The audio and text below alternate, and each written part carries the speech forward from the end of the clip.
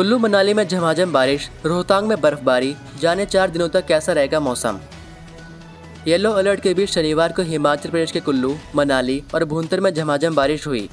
रोहतांग सहित ऊंची चोटियों पर ताज़ा बर्फबारी होने से घाटी में ठंडक बढ़ गई है। राजधानी शिमला में बादल छाए रहने के साथ हल्की धूप खिली।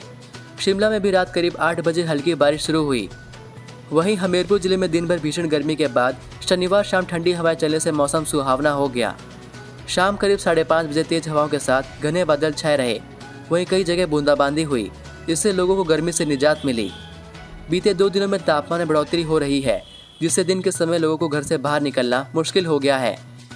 मौसम विज्ञान केंद्र शिमला ने रविवार को प्रदेश के कई क्षेत्रों में बारिश और ओलावृष्टि का अलर्ट जारी किया है। 1 जून तक प्रदेश में मौसम खराब बना रहने का पूर्वानुमान है। मैदानी जिलों ऊना, बिलासपुर, हमीरपुर और कांगड़ा में 30 मई से 1 जून तक मौसम साफ रहेगा। मध्य और उच्च पर्वतीय 8 जिलों शिमला, सोलन, सिरमौर, मंडी, कुल्लू, चंबा, किन्नौर और लाहौल स्पीति में 1 जून तक बारिश होने की संभावना जताई गई है।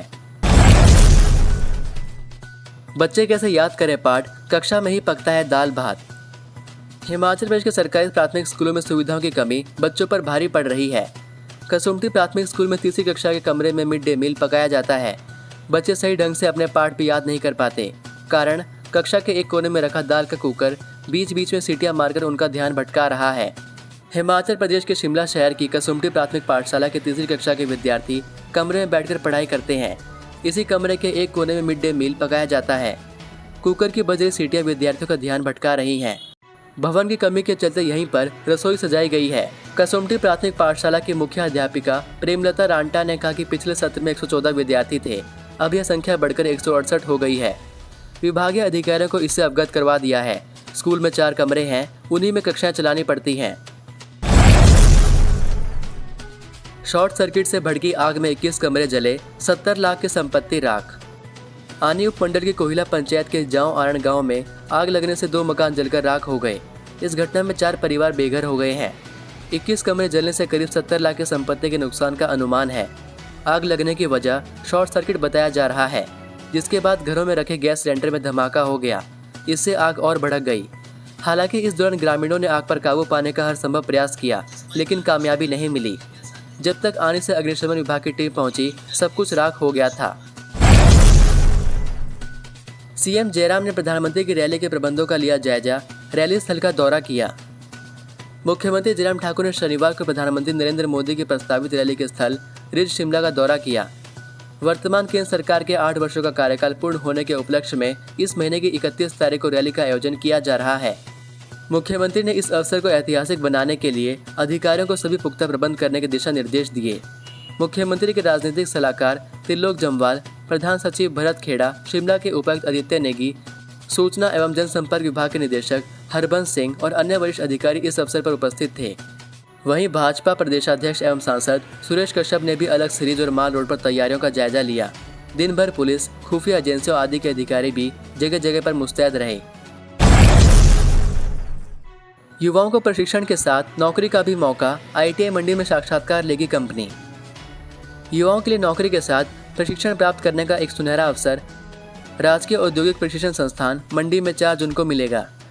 राजस्थान की निजी कंपनी ITI पास युवाओं के लिए अप्रेंटिस और नौकरी के लिए साक्षात्कार लेगी। कंपनी 20 पदों के लिए कैंपस साक्षात्कार लेगी। अभ्यर्थियों का चयन लिखित एवं मौखिक परीक्षा से होगा। कैंपस साक्षात्कार में वही अभ्यर्थी भाग ले पाएंगे जिनकी उम्र 25 वर्ष हो और जिन्होंने किसी भी ITI का कोर्स 2018 से 22 तक welder, fitter, Turner, machinist, diesel mechanic में किया हो। अधिक जानकारी के लिए आप यहाँ पर वीडियो को रोककर पूरी जानकारी पढ़ सकते हैं। हिमाचल में 4 साल बाद JBT भर्ती का परिणाम घोषित। आयोग ने वर्ष 2018 में पोस्ट कोड 721 के तहत प्रारंभिक शिक्षा विभाग में JBT शिक्षकों के 617 पदों को भरने के लिए आवेदन मांगे थे। इसके बाद 12 मई 2019 को लिखित परीक्षा का आयोजन किया गया। लिखित परीक्षा के मेरिट के आधार पर 3236 अभ्यर्थियों का चयन 15 अंकों के मूल्यांकन परीक्षा के लिए किया गया है। आयोग के सचिव डॉक्टर जितेंद्र कंवर ने बताया कि यह मूल्यांकन परीक्षा 15 जून से 22 जुलाई तक आयोग के कार्यालय में होगी। बेंगलुरु से बद्दी पहुंची हिमाचल पथ परिवहन निगम की 64 नई बसें। हिमाचल पथ परिवहन निगम की बेंगलुरु से 64 नई बसें बद्दी पहुंच गई है। यहां निगम की तकनीकी टीम बसों की जांच कर रही है। जांच के बाद इन्हें प्रदेश के अलग अलग परिवहन निगम के डिपो में भेजा जाएगा। निगम ने 195 नई बसों का ऑर्डर दिया हुआ है, जिनमें से अब तक 70 बसें आ गई है, 125 आनी और बाकी है। बेंगलुरु से ये बसें ट्रेन से चंडीगढ़ पहुंची और वहां से निगम के चालकों ने इन बसों को बद्दी पहुंचाया। निगम के क्षेत्रीय प्रबंधक हरपाल सिंह ने बताया कि अभी तक बद्दी में 70 बसें पहुंच गई हैं। शुक्रवार को करीब 1 दर्जन बसों की निगम की तकनीक टीम जांच कर चुकी है। निगम के मुख्य प्रबंधक संदीप धीमान ने बताया कि जांच के बाद इन बसों को विभिन्न जिलों के डिपो में शामिल कर दिया जाएगा। नई बसों में कई खासियतें हैं। बसों के हर पुर्जे में सेंसर लगाए गए हैं। अगर चलती बस का कोई पुर्जा खराब हो जाता है या टूट जाता है तो सेंसर चालक को निर्देश कर देगा। इससे चालक अलर्ट हो जाएगा और हादसा होने से बच जाएगा। ये बसें कम धुआं छोड़ेंगी, जिससे प्रदूषण नहीं फैलेगा। यात्रियों का सामान रखने के लिए इनकी डिक्की वोल्वो बसों की तरह पीछे है। 4 गिरोहों ने अलग अलग जिले में लीक करवाया पेपर, आरोपियों से पूछताछ में खुलासा। हिमाचल में पुलिस कांस्टेबल लिखित परीक्षा का प्रश्न पत्र 4 गिरोहों ने लीक करवाया है। गिरोह के किंगपिन ने अलग अलग जिलों में प्रश्न पत्र लीक करवाए। पुलिस पूछताछ में यह खुलासा हुआ है। अब तक 2 गिरोह के किंगपिन सामने आए हैं। इसमें शिव बहादुर सिंह को पुलिस ने गिरफ्तार किया है, जबकि दूसरा संदीप टेलर राजस्थान में छिपा बताया जा रहा है। इसको पकड़ने के लिए हिमाचल पुलिस ने राजस्थान के सीकर में दबिश दी है। अभी तक यह पकड़ से बाहर है। इसको गिरफ्तार करने के लिए हिमाचल पुलिस ने राजस्थान पुलिस से भी सहयोग मांगा है। सूत्रों के अनुसार गिरोह के सदस्यों को पकड़ने के लिए हिमाचल से 4 टीमें अलग अलग राज्यों में गई हैं। यह टीमें पंजाब, हरियाणा, राजस्थान और यूपी के इलाकों में दबिश दे रही है। एसआईटी का दावा है कि इस सप्ताह के भीतर इस मामले से पर्दा उठ जाएगा। जयराम सरकार ने बढ़ाया गृह रक्षकों का मानदेय, अब मिलेंगे 883 रुपये प्रतिदिन। हिमाचल सरकार ने गृह रक्षकों के मानदेय में 208 रुपये प्रति माह की बढ़ोतरी की है। हिमाचल गृह रक्षकों को जहां पहले 675 रुपये मानदेय प्रति माह मिलता था, वह अब बढ़कर 883 रुपये कर दिया गया है। यह बात शनिवार को सीएम जयराम ठाकुर ने कही। उन्होंने कहा कि प्रदेश सरकार ने गृह रक्षकों का दैनिक मानदेय 675 रुपये से बढ़ाकर 883 रुपये प्रतिदिन करने का निर्णय लिया है। इससे प्रदेश के लगभग 5000 गृह रक्षक लाभान्वित होंगे।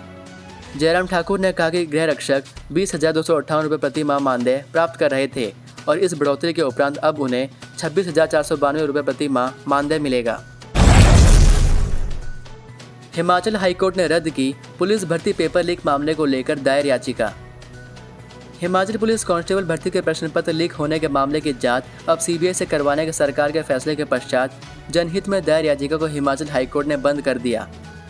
कार्यवाहक मुख्य न्यायाधीश सबीना व न्यायाधीश सत्यन वैद की खंडपीठ ने अपने फैसले में कहा कि प्रार्थी के पास पुलिस की लिखित परीक्षा को अधीनस्थ सेवा चयन आयोग से करवाने के आग्रह के लिए कानूनन कोई कारण नहीं है। इस कारण प्रार्थी के इस आग्रह को हाईकोर्ट ने नामंजूर कर दिया। हाईकोर्ट के अधिवक्ता विनेश शर्मा ने पुलिस कांस्टेबल भर्ती के प्रश्न पत्र लीक होने के मामले की जांच सीबीआई से करवाने का आग्रह किया था। इसके अलावा प्रार्थी ने पुलिस भर्ती की लिखित परीक्षा अधीनस्थ सेवा चयन आयोग द्वारा करवाने का भी आग्रह किया था। प्रतिभा सिंह बोली, जन जन तक पहुंचेगा युवा कांग्रेस का आंदोलन, वरिष्ठ नेताओं को सौंपेंगे जिम्मेदारी। हिमाचल में युवा कांग्रेस द्वारा पेपर लीक मामले में किए जा रहे आंदोलन को प्रदेश कांग्रेस अध्यक्ष प्रतिभा सिंह ने सराहनीय कार्य करार दिया। प्रतिभा सिंह ने युवा कांग्रेस के कार्यों की सराहना करते हुए कहा कि पार्टी की मजबूती में उनका बहुत बड़ा योगदान है। शनिवार को प्रतिभा सिंह ने कहा कि पेपर लीक मामले में उनका आंदोलन बहुत ही सराहनीय है। उन्होंने कहा कि इस आंदोलन में आम लोगों को भी जोड़ा जाना चाहिए, क्योंकि पुलिस भर्ती पेपर लीक मामला प्रदेश के युवाओं के साथ एक बड़ा धोखा हुआ है।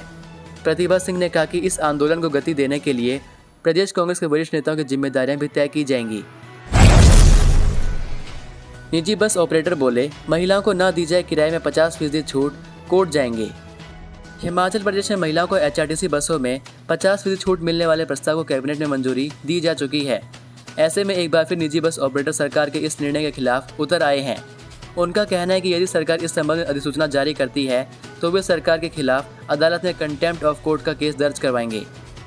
इस संबंध में जानकारी देते हुए निजी बस ऑपरेटर यूनियन के प्रदेशाध्यक्ष राजेश पराशर ने बताया कि 2016 में हिमाचल हाईकोर्ट ने आदेश दिए थे कि भविष्य में सरकार ऐसा कोई भी फैसला नहीं लेगी जिससे सवारियों के डिस्ट्रीब्यूशन का प्रोसीजर प्रभावित हो। उनका कहना है कि सरकार द्वारा एचआरटीसी बसों में महिलाओं को 50% छूट देने का ऐलान करना कोर्ट की अवमानना है। इसके अलावा उन्होंने कहा कि यदि सरकार इसे लागू कर देती है तो इससे प्रदेश की 3500 बसों के ऑपरेटर, ड्राइवर व कंडक्टर की रोजी रोटी पर संकट आ जाएगा।